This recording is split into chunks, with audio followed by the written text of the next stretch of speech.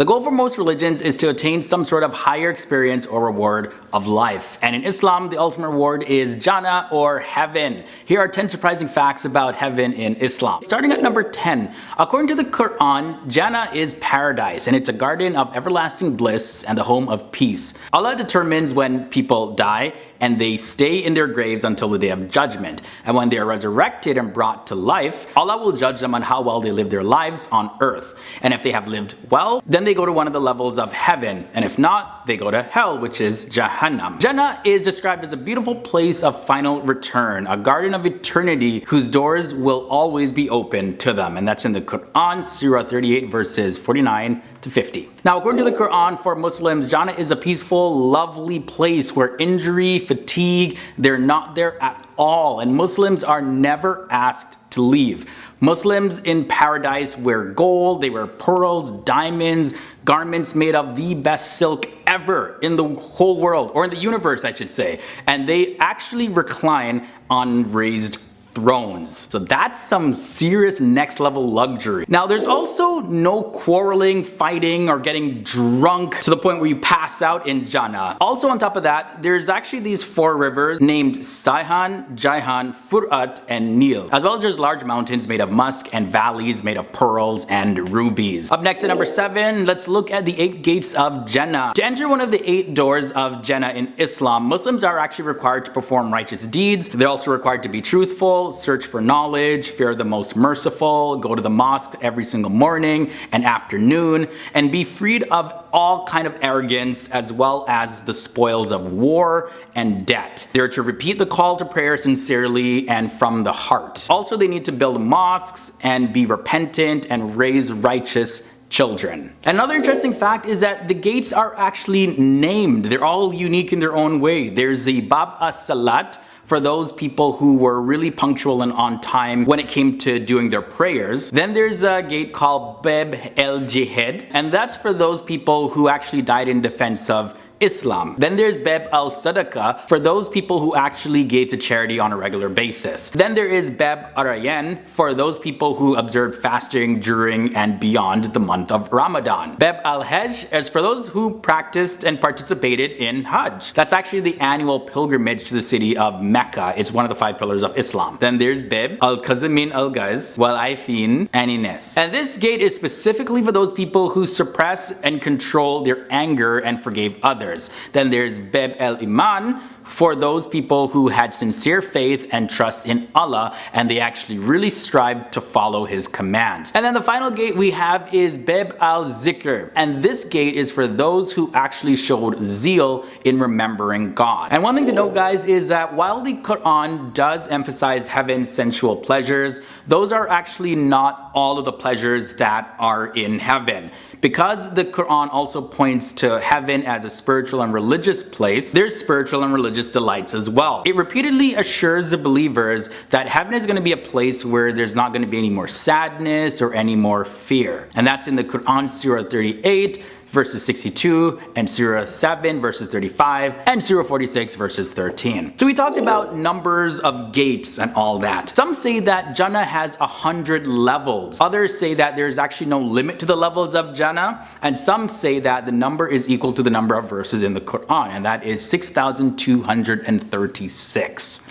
So I guess people just got to get there to actually find out and then start counting. Now, this next one I found really interesting. It says that the inhabitants are continually looking young and fresh. So men actually are like clean shaven, or if they have a mustache, apparently it's going to be a green mustache because green is like a color that symbolizes Islam.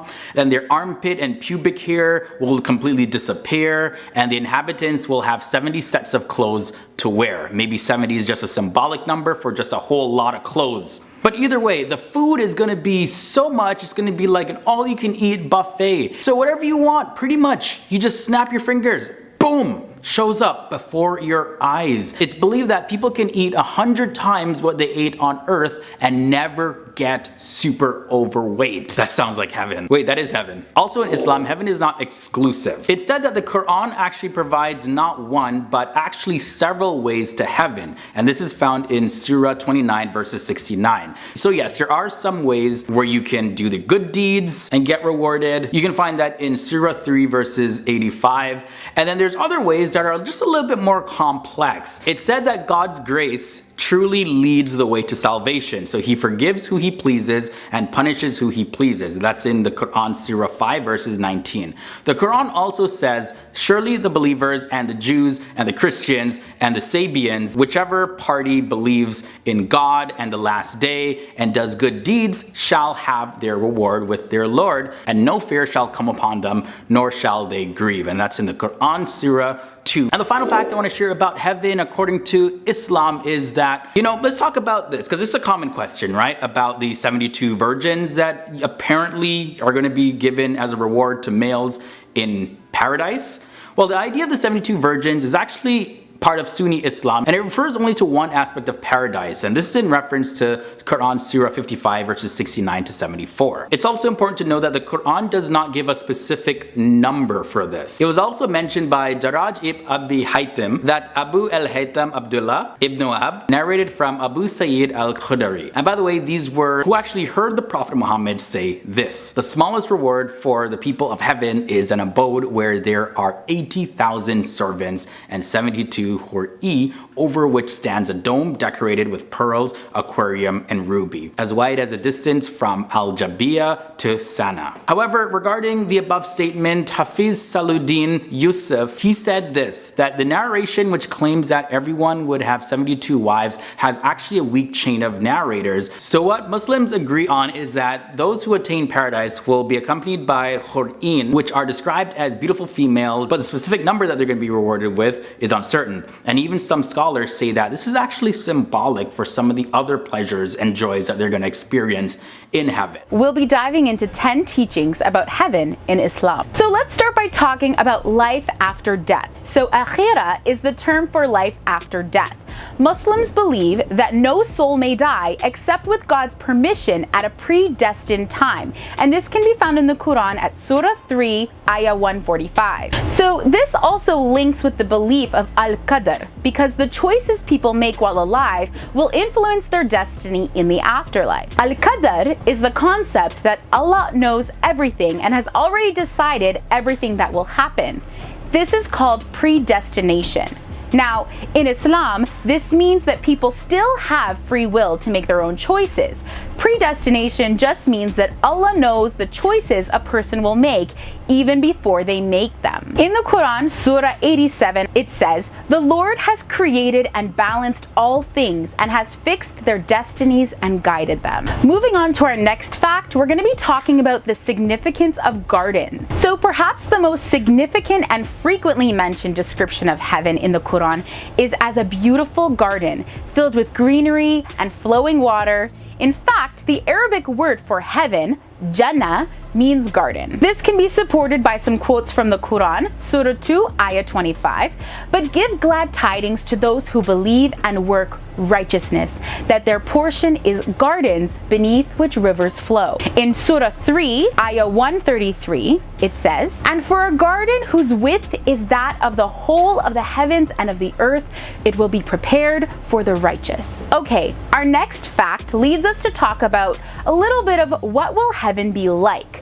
So according to the Quran, for Muslims, Jannah is a peaceful, lovely place where injury and fatigue are not present, and Muslims are never asked to leave. Muslims in paradise can wear gold, pearls, diamonds, and garments made of the finest silk, and they are said to recline on raised thrones. In Jannah, it is believed that there is no pain, no sorrow or death.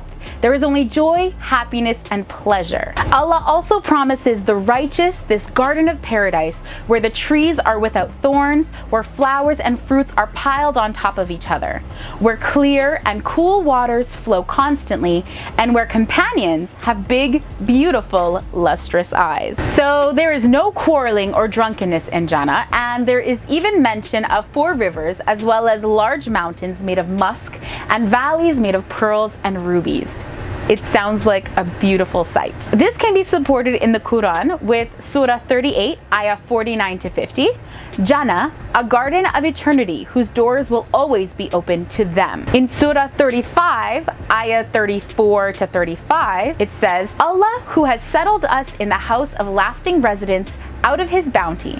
No toil nor sense of weariness shall touch us therein. And in Surah 47, Ayah 15, it says, in Jannah are rivers of water, the taste and smell of which are never changed. Rivers of milk, the taste of which will remain unchanged. Rivers of wine that will be delicious to those who drink from it. And rivers of clear, pure honey. For them will be every kind of fruit and forgiveness from the Lord. The next thing we're going to be talking about is a greeting of peace that all will receive when they reach heaven.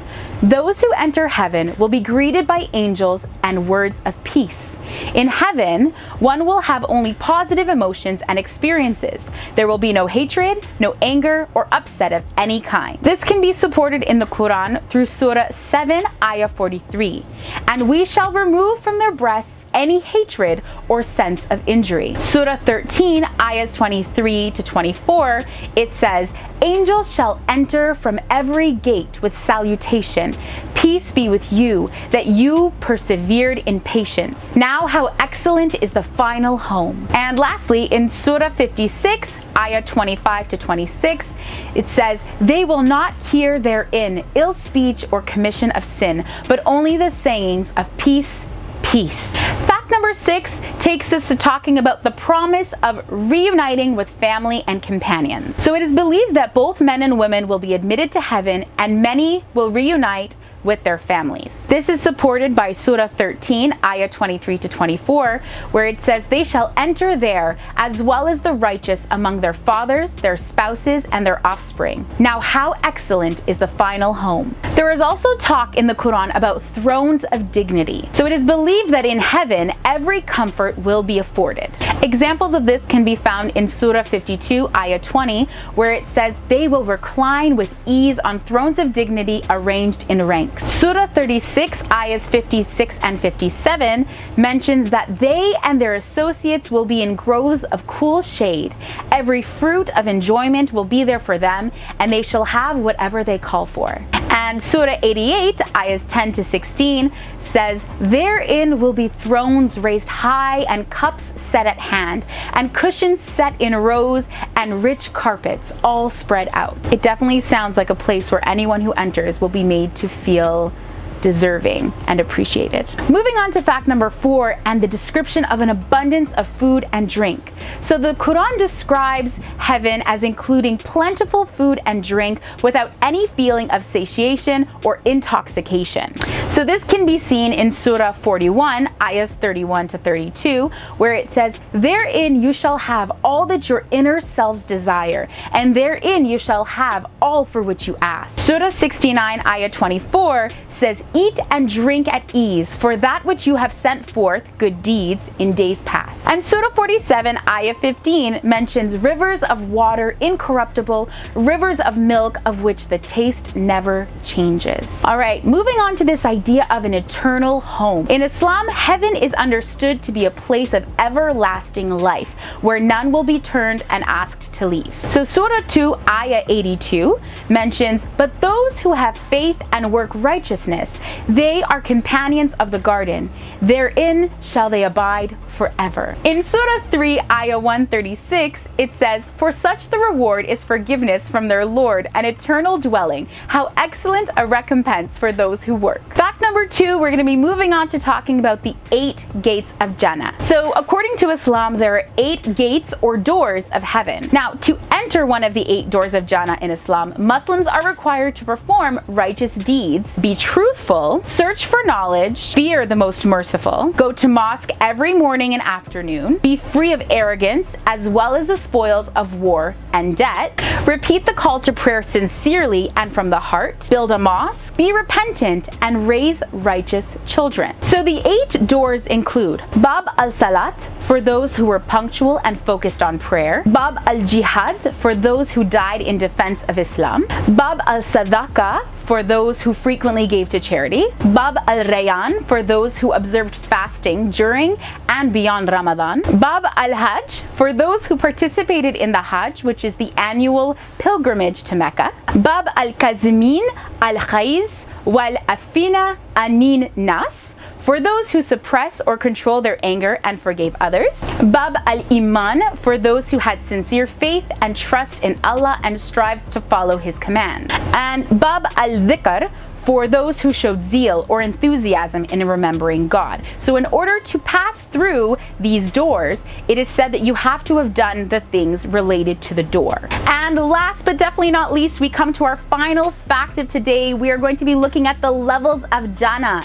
So, there are actually many levels of heaven, the number, the order, and character of which are much discussed by the tafsir and hadith scholars. Some say Jannah has 100 levels, others say that it has no limit to the levels, and some say that their number is equal to the number of verses in the Quran, 6,236. Now, hadith scholar Muhammad al-Bukhari says that paradise has 100 grades, which Allah has reserved for the fighters in His cause.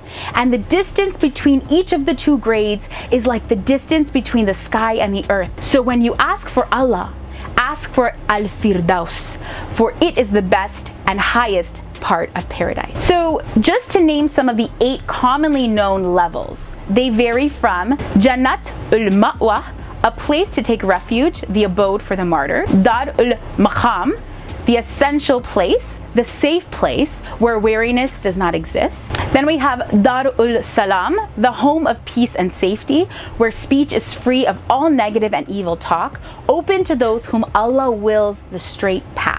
Dar al-Khuld, the eternal everlasting home, which is open to those who ward off evil. Jannat al-Aden, which is the Garden of Eden. Then we have Jannat al-Naim, where one can live a prosperous and peaceful life, living in wealth, welfare, and blessings. Jannat al-Kasif, the Garden of the Revealer. And finally, Jannat al-Firdaus, a place of vastness, a trellised garden with grapevines and other fruits and vegetables, open to those who have believed and done righteous deeds. This is also known by some as 7th heaven or Firdaus al-Ala. The greatest and the most profound achievement is to make it to paradise or heaven. And Prophet Muhammad had many different companions. And in this episode of FTD Facts, I'm going to be looking at just 10 companions that the Prophet Muhammad is believed to have said that yes, you are going to heaven. Here we have Abu Bakr Siddiq. Abu Bakr Abdullah ibn Uthman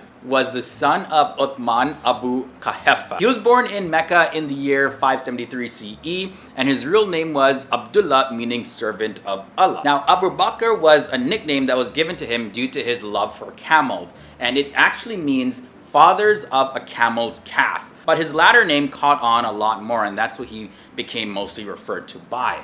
He belonged to a rich merchant family, and he was very well educated, and he had a sharp memory and a big fondness for poetry, which is one of the standard traits for Arabian men. He's also known as Abu Bakr al-Siddiq, or the testifier to the truth, because of his constant honesty. And he was known to be very wise, and he was 2.5 years younger than the Prophet Muhammad, and the first among men to enter into Islam. After the death of the Prophet Muhammad, he became the first of 4 caliphs of the Rashidun Caliphate, as it was called by Sunni Muslims. Now, he was always a very close companion to the Prophet Muhammad, and he knew him better than any other man. Next up at number 9, we have Omar ibn al-Khattab. Omar was the son of Khattab ibn Nufail, and he was born in Mecca in 584 CE. Now, although he was educated, he was very fond of and skilled in fighting and horseback riding. Now, he had earned quite a reputation as a wrestler as well. He reigned from Quraysh, and Omar was a persecutor turned believer. He initially hated the Prophet Muhammad, but then became a devout follower, and at times he even defended the Muslims against physical harassment from the Meccans. He lived as one of the most powerful and most influential Muslim caliphs known in history and succeeded Abu Bakr as the second caliph. Now, this is a man whose name is paired with justice and truth, strength and courage, self-discipline and godliness. And he was devout, observing and fearing of Allah. And he's also one of the son-in-laws of the Prophet Muhammad. His conversion to Islam marked the beginning of a new phase of the call. Uthman ibn Affan comes in at number 8. Uthman ibn Affan was born in Taif near Mecca, approximately 6 years after the year of the elephant, to a wealthy family of Quraysh. Throughout his life, he was kind, generous, and even before his conversion to Islam, he would freely give money to help people in need. His marriage to 2 daughters of the Prophet had earned Uthman the nickname Zu al-Nurayn, and that means the one with the 2 lights. And he was also honored with the title Ghani, which means the generous, for his charitable acts. In Umar ibn al-Khattab's last breath, he appointed a committee of 6 members to choose his successor. And they narrowed the options down to 2 people, Uthman ibn Affan and Ali ibn Abi Talib. Now eventually Uthman was chosen as the successor, and Uthman's life was taken in his house in the year 656 CE by rebel soldiers from the garrison city Fustat in Egypt. Now he was reading the Quran when his assailants struck him, and his wife Naila tried to save him but could not do so. She actually attempted to deflect the killer's sword with her bare hands and got her fingers cut. Now this act shows her strength, courage, and love towards her husband. Naila was one of the many strong Muslim women in those days that always showed acts to oppose the idea that women were oppressed in Islam. Number 7 brings us Ali ibn Abi Talib. Ali was born in the 13th Rajab, the month of the elephant. Now, the love between Ali and the Prophet Muhammad was completely divine because they had a lot in common. Not looks or attitude or anything, but they were both born in the month of the elephant, and they both shared a common grandfather. And his name was Abdul Muttalib. Ali had remained under the shadows of his seniors, only advising them in matters of the state, and he became the next caliph after Uthman ibn Affan. Unfortunately, Ali was assassinated by an extremist group who were vying for vengeance while he was offering prayer in congregation in the year 661 CE. Number 6 brings us Talha ibn Ubaidullah. Talha was also a member of the tribe of Abu Bakr, and he was a successful businessman as he traveled to the north and south of the Arabian Peninsula, and he accumulated a lot of profit. Not profit like Prophet Muhammad, but like profit like money profit.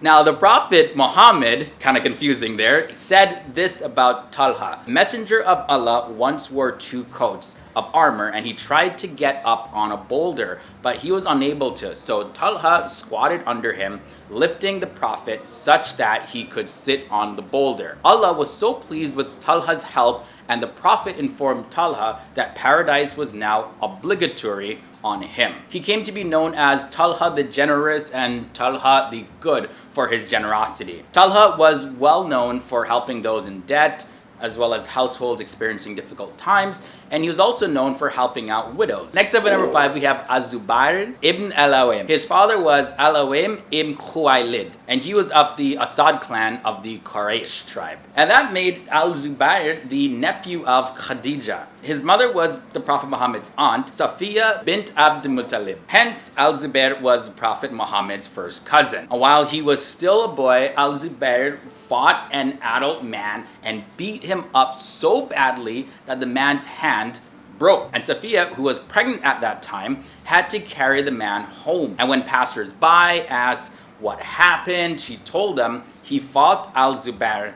Did you find al-Zubair soft like cheese or dates or full of brass?" And that's when they knew that he would grow up to be a strong man during war times. He was also one of the first of 5 men to accept Islam under the influence of Abu Bakr. And he's also said to have been the 4th of 5th adult male converts. He's also well known for his books of Sirah, titled The Disciple of the Prophet, and the Prophet Muhammad himself gave him this title. He also was a very prominent companion of the Prophet Muhammad, and he loved him very much. All right, so moving on, we got 4 companions left. At number 4, we have Abdurrahman ibn Auf. His parents were both from the Zura clan of the Quraysh tribe in Mecca. And his father was Auf ibn Abd Auf. And his mother's name was Al-Shifa bint Auf. His original name was Abdu Amru, which means the servant of Amru. And it was the Prophet Muhammad who renamed him Abd al-Rahman, which means servant of the most merciful. And it was also said that his original name was Abdul Kaaba. His name also has been transliterated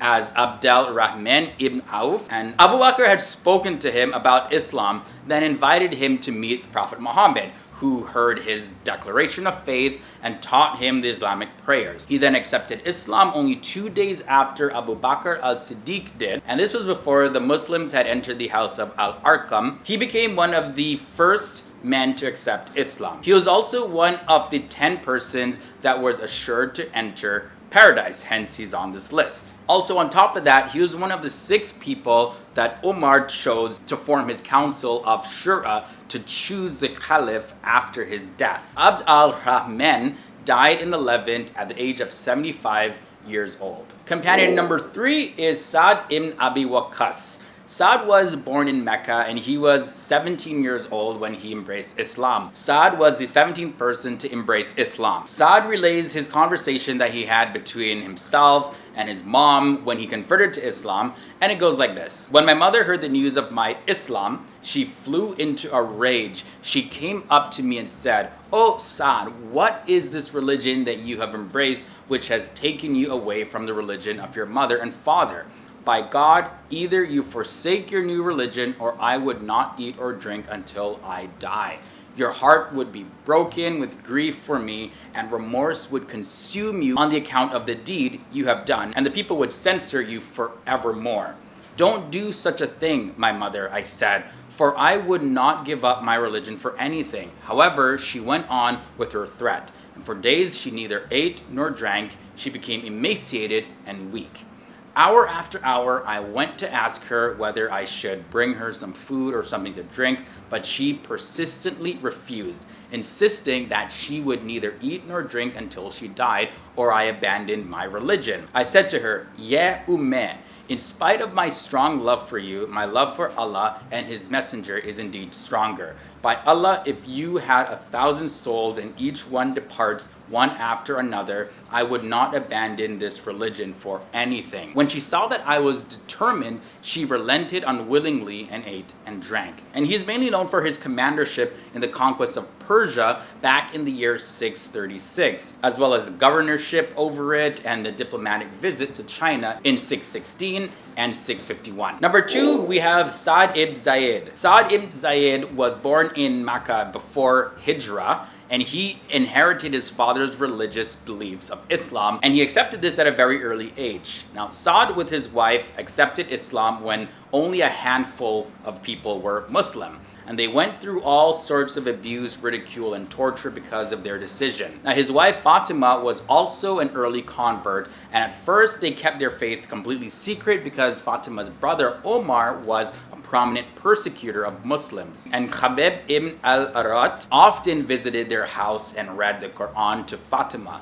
And one day Omar entered their house while Khabib was reading, and he commanded to know what the balderdash was. When they denied that anything had been read, Omar seized Sa'id and knocked him to the floor. Fatima stood up to defend her husband, and Omar hit her so hard that she started to bleed. Now, the couple admitted that they were Muslims. At the sight of the blood, Omar was very sorry with what he had done and asked to see what they were reading. And it was Taha, later to become the 20th surah of the Quran. And impressed by the beauty of the words, Omar decided to become Muslim as well. And finally, at number 1, we have Abu Ubaidah al-Jarrah. Was born in the year 583 CE, and he was a merchant by profession. Abu Ubaidah belonged to the Quraysh clan, and before embracing Islam, he was considered to be one of the nobles of the Quraysh, and he was completely famous among the Quraysh of Mecca for his modesty and bravery. Now, he embraced Islam a day after Abu Bakr in the year 611 at the age of 28 years old. And he was described as the Amin, or custodian of the Prophet Muhammad's community, with dignity and grace. He was handsome and he was pleasant, as well as he was a well-spoken man and very tall. He had a great physique and bright, sharp eyes. Now, the Prophet Muhammad said this about him: every ummah or nation has a trustee, and the trustee of my ummah or nations is Abu Ubaid ibn al-Jarrah. By character and nature, he was very humble and modest, and amongst his friends, he was gentle and soft like silk. When it came to wartime, he was very hard like iron. And during the Battle of Uhud, he lost 2 of his front teeth. And it was within this battle that 2 of the iron links of the Prophet's helmet pierced his head. And Ubaidah pulled them out with his teeth. And following that, as soon as Abu Ubaidah moved to Jabiya, he became afflicted with the plague. And as his passing away approached in the year 639 CE, he spoke to his army and he said, "Let me give you some advice, which will cause you to be on the path of goodness always. Establish prayer. Fast the month of Ramadan. Give sadaqah. Perform the Hajj and Umrah, remain united and support one another, be sincere to the commanders, and do not conceal anything from them. Don't let the world destroy you, for even if man were to live 1,000 years, he would still end up with the state that you see me in. Peace be upon you and the mercy of God."